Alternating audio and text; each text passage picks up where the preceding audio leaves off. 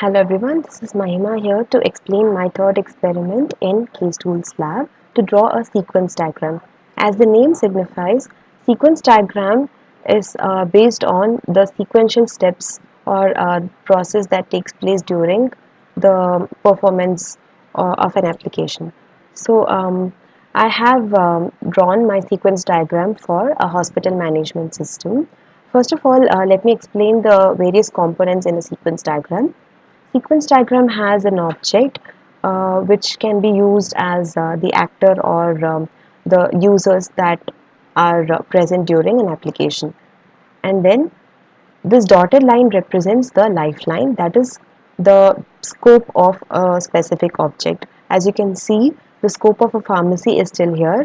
That is why the lifeline is drawn till here. And then these rectangular boxes are called as activation.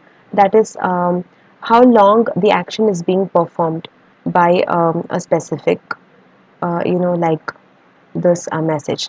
So an arrow mark represents a message, that is the message passed from one object to another. So let us begin with the application. First of all, in a hospital, when a patient checks in, that is the first process that takes place, and this is the message that is being sent to the receptionist. As first of all, the patient goes to the receptionist. Then the patient shows his appointment order to the receptionist. The receptionist then checks the appointment order with the other patient records in order to match with that patient's appointment.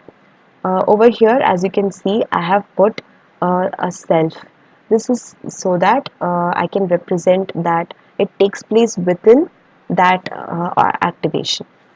So here, once the receptionist checks for the appointment of the patient, then he assigns the doctor based on his need, as we have several kinds of doctors in a hospital.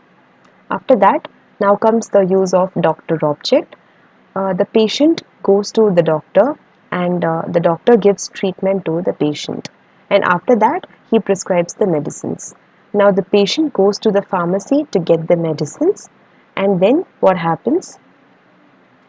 If there is a case or there is a need for him to get discharged, then he might just pay for the overall and leave. Else he is supposed to get, he has to be admitted in the hospital. In that case, the receptionist allows him a room and a bed. And then what happens?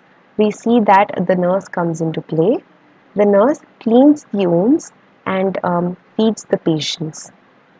And after that, once the patient is quite well and has got well, then the receptionist gives the overall bill, for which the patient pays, and then you can see that the receptionist is then ready to give the next appointment to the patient.